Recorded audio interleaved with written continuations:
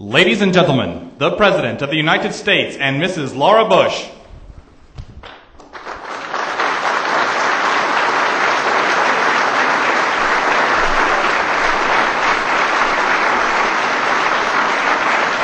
Thank you all.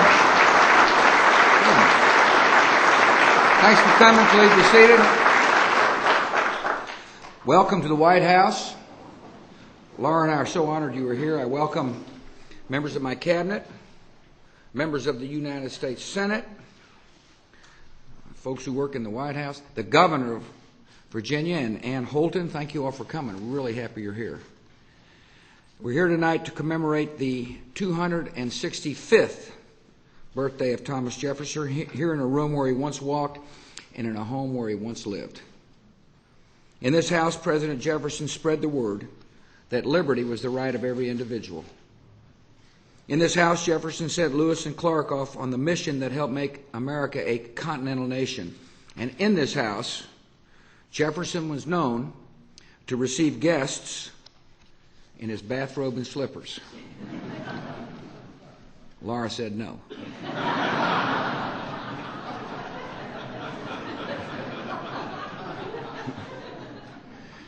I don't have a bathrobe.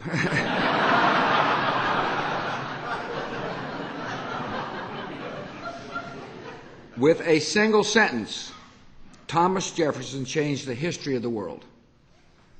After countless centuries when the powerful and the privileged governed as they pleased, Jefferson proclaimed as a self-evident truth that liberty was a right given to all people by an Almighty. Here in America, that truth was not fully realized in Jefferson's own lifetime. As he observed the condition of slaves in America, Jefferson said, quote, "I tremble for my country when I reflect that God is just and that his justice cannot sleep forever." Less than 40 years after his death, justice was awakened in America and a new era of freedom dawned. Today, on the banks of the tidal basin, a statue of Thomas Jefferson stands in a rotunda that is a memorial to both the man and the ideas that built this nation. There, on any day of the week, you'll find men and women of all creeds, colors, races, and religions. You will find scholars, school children, and visitors from every part of our country. And you will find each of them looking upward in quiet reflection on the liturgy of freedom, the words of Thomas Jefferson inscribed on the memorial's walls. The power of Jefferson's words do not stop at water's edge.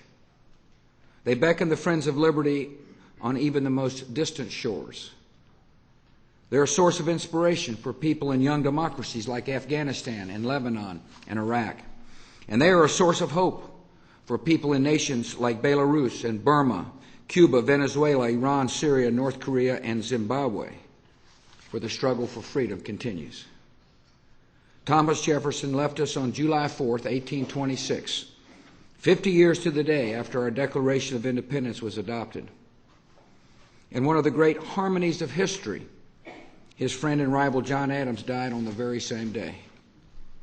Adams's last words were, "Thomas Jefferson survives," and he still does today, and he will live on forever because the desire to live in freedom is the eternal hope of mankind. And now it's my pleasure to welcome Wilfred McClay to the stage.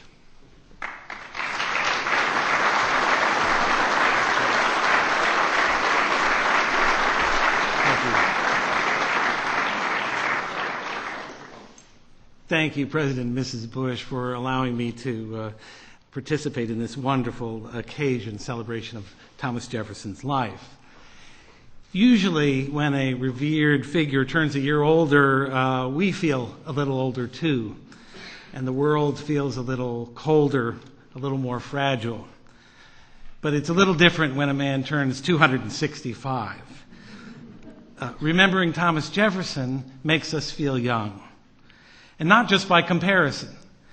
It's because Thomas Jefferson embodies so much of the promise of American life. It's because there is so much about him that is still vibrantly alive. And living not only in America.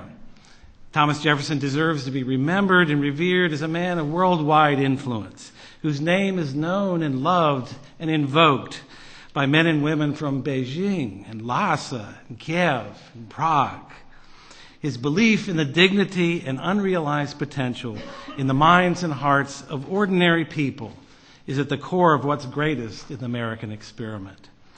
It is in this sense that James Parton, his early biographer, was right in making the following proclamation. If Jefferson is wrong, America is wrong. If America is right, Jefferson was right. But the cause of Jefferson is always more than just the cause of America. It's the cause of all humankind. Of course, we all know Jefferson's words, or some of them, but we want to know more than that. We want to feel that we know the man himself. But that is exceptionally hard with Jefferson. He eludes our grasp. He may well have been the shyest man, notwithstanding his bathrobe, ever to occupy the office of the presidency. Awkward and taciturn, except in small convivial settings, such as dinner parties, where he felt at ease and shed his reserve. In other words, he was not what people these days call a political animal. He loathed public speaking, giving only 2 major addresses while president, and none on the campaign trail. Of course, they didn't campaign for office in those days the way we do now. If they had, he wouldn't have run. He often felt that the work of politics ran against his nature and complained that the presidency was an office of, quote, splendid misery, which brought him nothing but increasing drudgery and daily loss of friends. Twice he withdrew entirely from public life, first in the 1780s after a disappointing term as governor of Virginia, then the second time at the conclusion of his presidency, when he left Washington disgusted and exhausted, anxious to be rid of the place. As he wrote a friend at the time, "Never did a prisoner released from his chains feel such relief as I shall on shaking off the shackles of power." Never was he happier than when ensconced in his Monticello retreat, his portico facing the wilderness, the place that he loved, the place where he found renewal. His example reminds us of how many of life's common comforts our leaders have to sacrifice in serving us.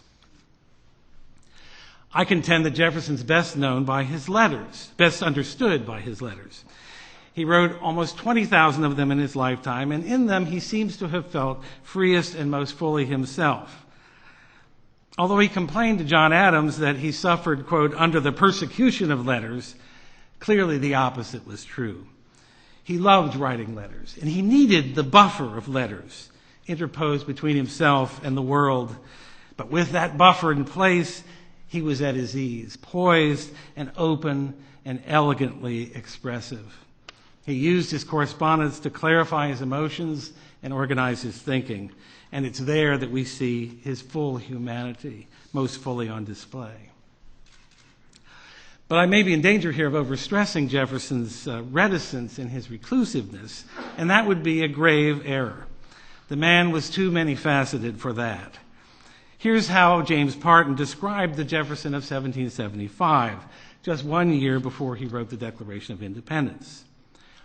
Jefferson, he said, was a gentleman of 32 who could calculate an eclipse, survey an estate, tie an artery, plan an edifice, try a cause, break a horse, dance a minuet, and play the violin. And at this point in his life, he was just getting warmed up. In other words, Jefferson was a virtuoso and a prodigy, a jack of many trades, and someone who mastered most of them. Consider his political accomplishments alone. 4 decades of public service, ranging from his entry into the Virginia House of Burgesses to his retirement from public life in 1809 after 2 terms as the 3rd President of the United States. Or his keen interest in natural science, evidenced by 18 years as President of the American Philosophical Society, an office he held all through his 2 terms as President. Or his love of architecture, as embodied in the graceful neoclassical Monticello, which he designed and built for himself near his Virginia birthplace, or the serenely beautiful central grounds of the University of Virginia at Charlottesville. not to mention his overwhelming passion for gadgetry, which impresses visitors to Monticello. They always remember the revolving book stand, the dumbwaiter, the copying machine, the automatic double doors, the great clock, the triple sash window, and countless other gizmos that the ever-inventive Jefferson either designed or adapted. If Jefferson was part Aristotle, he was also part Rube Goldberg. You all probably know that Jefferson, that inveterate designer, even designed his own tombstone and specified the three things that was to say about his life. That he wrote the Declaration of Independence, Virginia's Statute of Religious Freedom, and was father of the University of Virginia. What did these three things have in common? Well, they go to the very heart of what Jefferson was about. They reflect his belief in the intrinsic dignity of the human person and the unlimited capacity of the free human mind. Coercion, whether of the mind or of the conscience, was the enemy of truth and true religion. Only the free mind, he believed, can freely discover the truth and freely choose to embrace it. Some will object that all of this praise for Jefferson fails to acknowledge the serious flaws in him. And that's true enough. I did not want to begin, as is overwhelmingly the fashion among my historian friends today, by emphasizing Jefferson's contradictions and shortcomings. But there are negative aspects to Jefferson's life and career that simply cannot be denied. No one can deny that although Jefferson opposed slavery in theory, he consistently failed to oppose it in practice, most notably in the conduct of his own life at Monticello. No one can deny that Jefferson's racial views, particularly as expressed in his book, Notes on the State of Virginia, are appalling by today's standards. These are not small flaws, nor are they the only ones. We are not wrong to insist on their being remembered, even today. Still, I think it's clear that the compulsion to criticize Jefferson has gone too far. Our era is possessed by a small-minded rage against the very idea that imperfect men can still be heroes. But we badly need such heroes. In fact, we can't live without them. Perhaps in the past we've been too prone to place our forebears on a pedestal. But it's far worse to feel compelled always to cut the storied past down to the size of the tabloid present. Perhaps the time for that has come to change. Perhaps we're wise enough now to know that imperfect heroes are the only kind there ever are or can be. So let it be for his ideas that we honor Jefferson above all else, and for the cause of human freedom and human dignity that he so eloquently championed. His failings may weigh against the man, but not against the cause for which he labored so heroically. That should be a lesson to us. Like Jefferson, we are carriers of purposes far larger than we know, purposes whose full realization cannot be achieved in our lifetime or even fully be understood by us, but which we are called to carry forward as faithfully as we can, as charges to keep. But unlike Jefferson, we have the benefit of his words to inspire us and his shoulders to stand on. Consider these words of the civil rights leader, Representative John Lewis. "We knew about Jefferson's faults," Lewis said, "but we didn't put the emphasis there. We put the emphasis on what he wrote in the Declaration. His words were so powerful. His words became the blueprint, the guideline for us to follow. From those words," Lewis said, "you have the fountain." It is the same fountain that today, 265 years after Jefferson's birth, still nourishes our lives and shows no sign of running dry. Today is a good day to drink from it anew and to say we are all Jeffersonians, because in one way or another we all are. And now it's my very great pleasure to introduce Professor Richard Guy Wilson. I should say Mr. Wilson in the tradition of the University of Virginia. Forgive me. He is the Commonwealth Chair of History of Architecture at the University of Virginia. Mr. Wilson.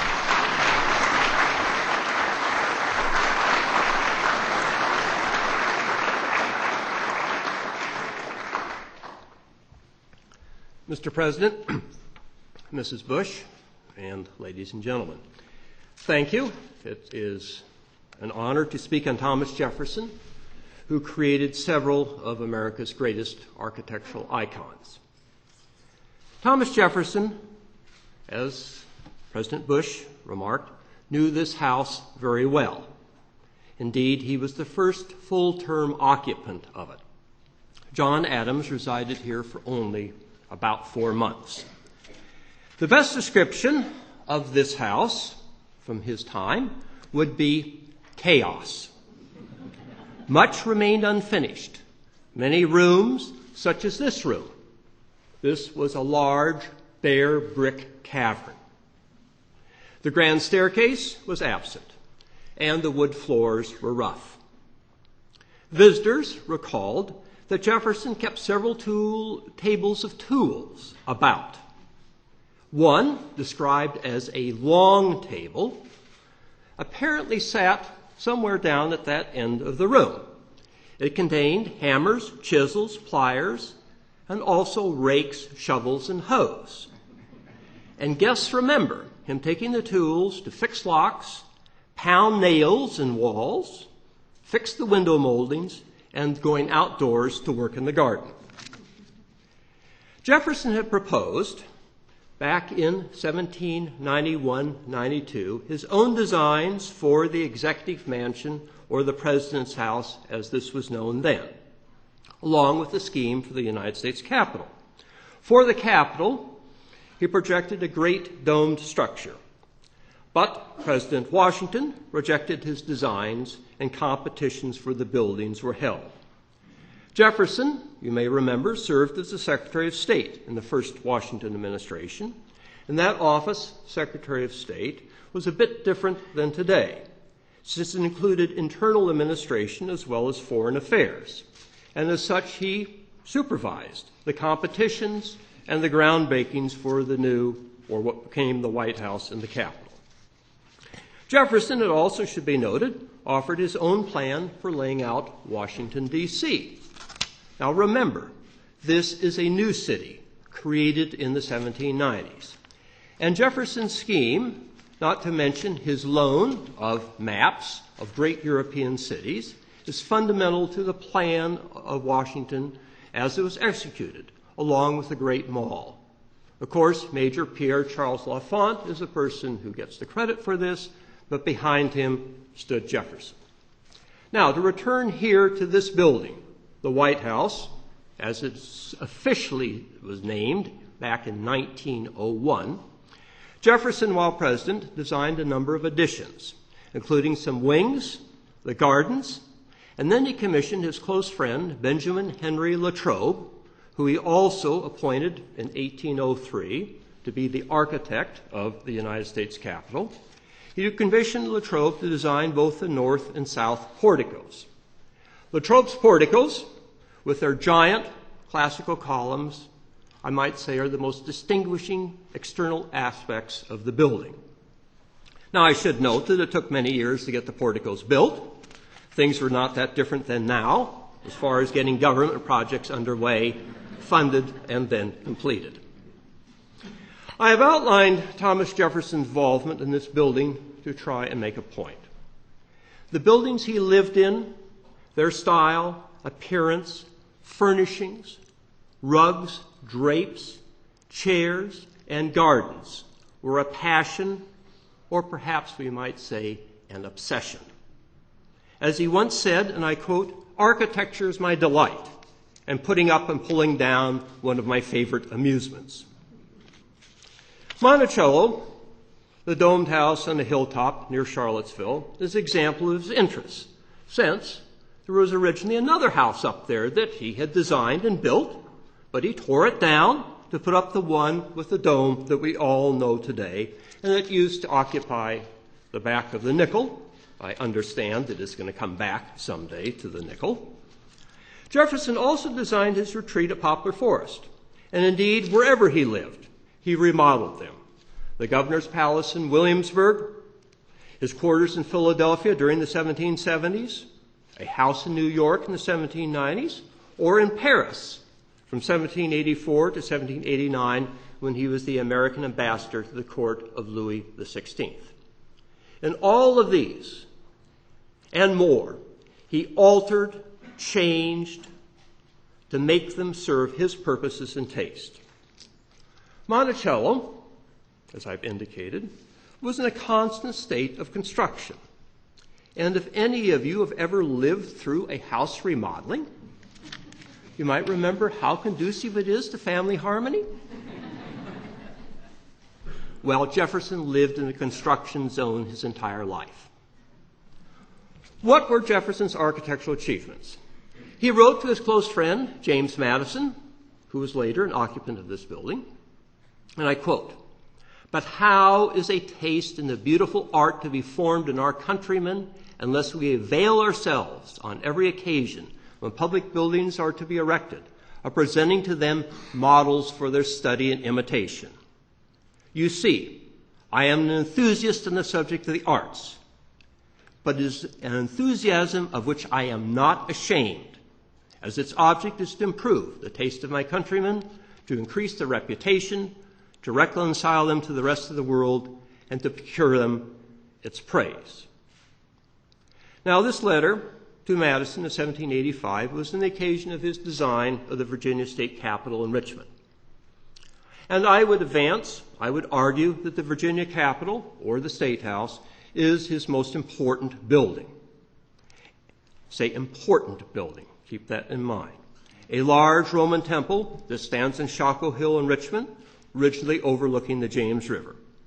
The Virginia Capitol is among the first major public buildings constructed after the Revolution, and its classical ancestry helped to determine the look of American governmental architecture for the next several centuries. Instead of red brick and skimpy details, Jefferson gave us an image that drew upon the great traditions, forms, and symbols of the past, but transformed into new language of classicism for a popular democracy. Thomas Jefferson is sometimes labeled a gentleman or an amateur architect, but this is a misnomer. Yes, he was self-trained, but there were no architecture schools. They were not invented in this country until the 1860s. Rather, he learned from books, and he had the largest architectural library in the young republic. And he did the drawings, he figured the specifications, he figured the dimensions, he figured out how many bricks were needed, how much timber, how much glass to order, and he superintended the construction. Jefferson both learned from and he taught those who worked for him, black and white, free and enslaved. Jefferson designed houses, both his own and those for friends, utilitarian buildings such as shops, farm structures, 3 courthouses, a jail, and he frequently offered his wisdom to his colleagues. He was always Mr. Suggestion Box.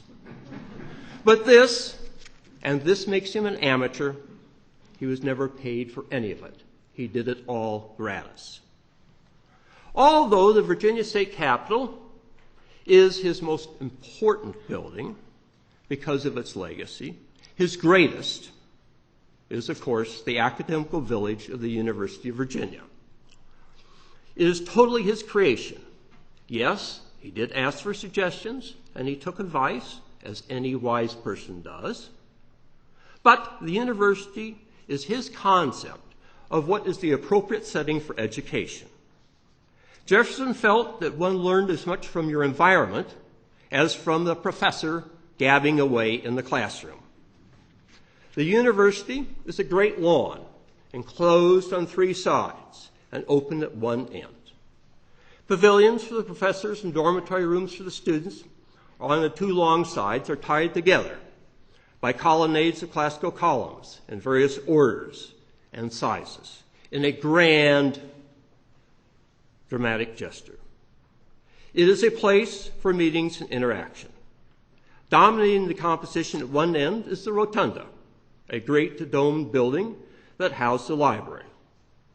The rotunda, based on the Pantheon in Rome and considered one of the great and most perfect monuments of antiquity, Jefferson has taken an ancient symbol, the dome of the cosmos for the Romans, the dome of the heavens to Christianity, unity in our capital, and transformed it once again.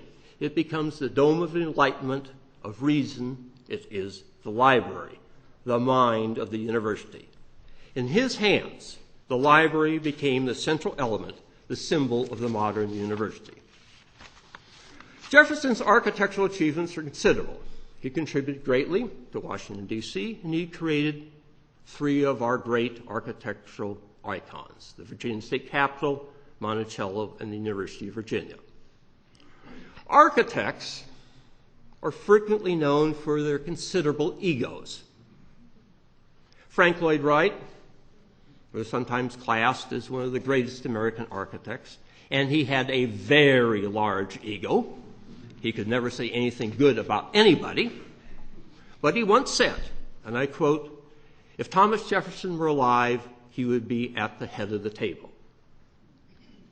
But Jefferson saw his accomplishments in a very particular way, and he both designed the obelisk-shaped tombstone at Monticello, and he ordered it to contain a very particular statement.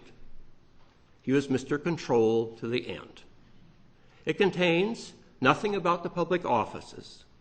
What it does say, and I quote, "Here was buried Thomas Jefferson, author of the Declaration of American Independence, of the Statute of Virginia for religious freedom, and father of the University of Virginia," end quote. Two political statements which are fundamental to our freedoms, and the institution, and do I dare say, the architecture by which they would be carried out. Thank you very much.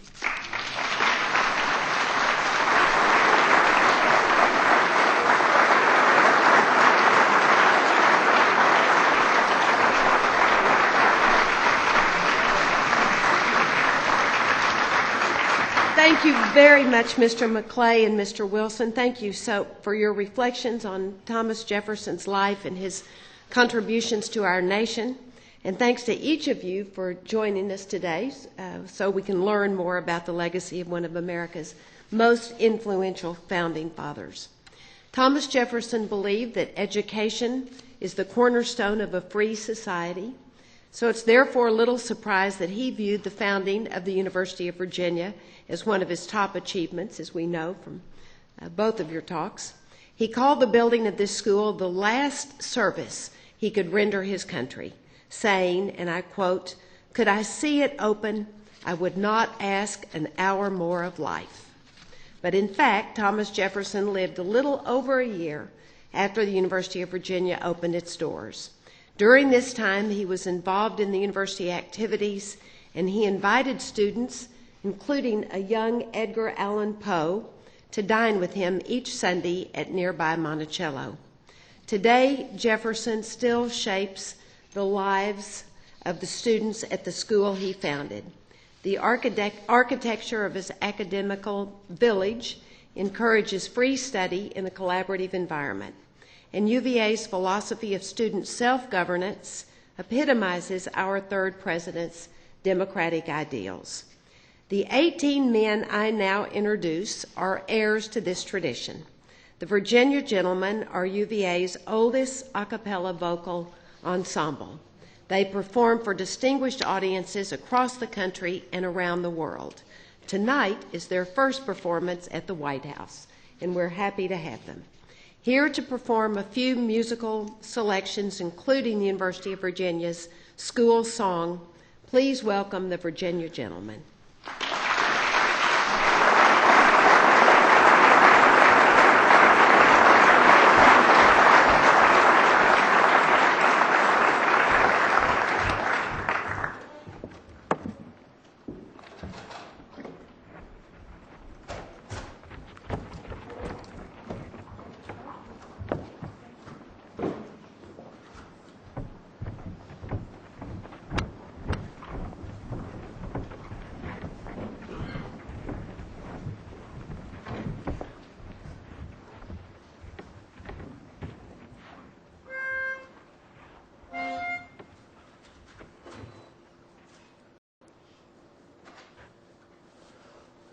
Shenandoah, I long to see you and hear your rolling river. Oh, Shenandoah, I long to see you.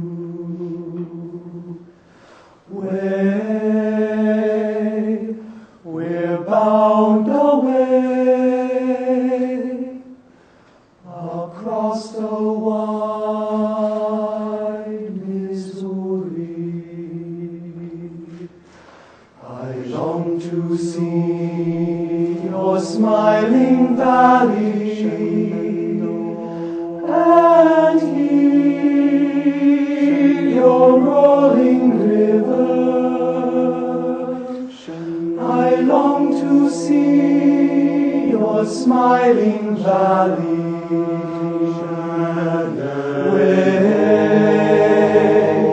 We're bound away across the wide Missouri. 'Tis 7 long years since last I Shenandoah and hear your rolling river. 'Tis 7 long years since last I Shenandoah rolling your river away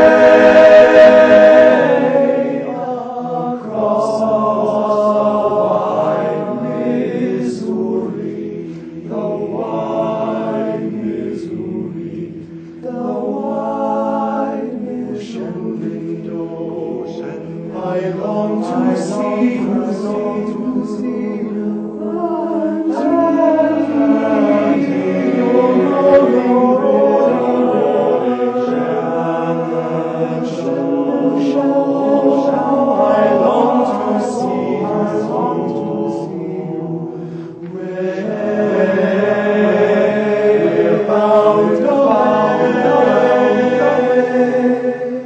across the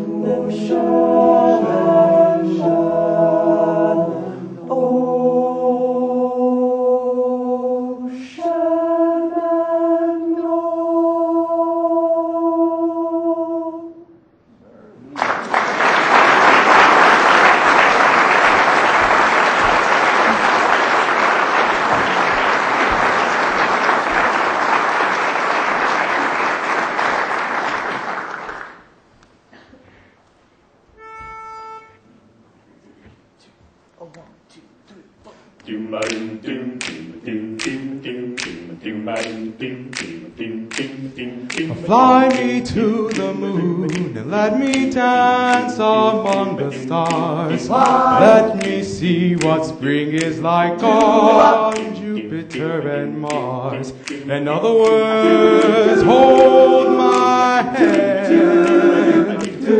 In other words, baby, kiss me. Fill my heart with song and let me sing forevermore. You are all I long for, all I worship and adore. In other words, please be true. In other words, I love you.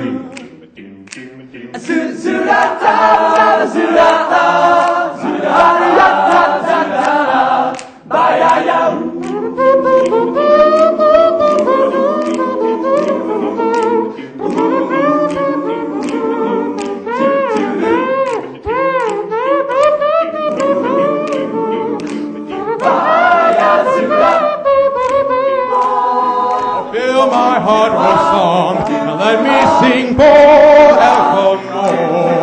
You are all I long for, all I worship and adore. In other words, please be true. In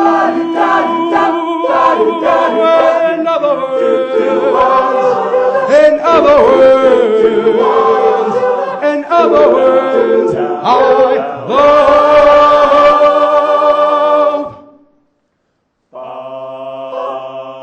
love you.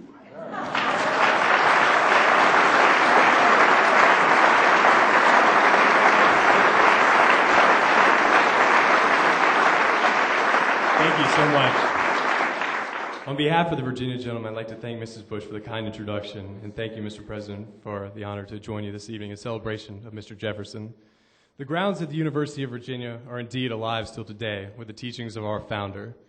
He's taught us that honor is the first chapter in the book of wisdom, and we would like to close this evening with a very special song, our school song, our alma mater, the Good Old Song.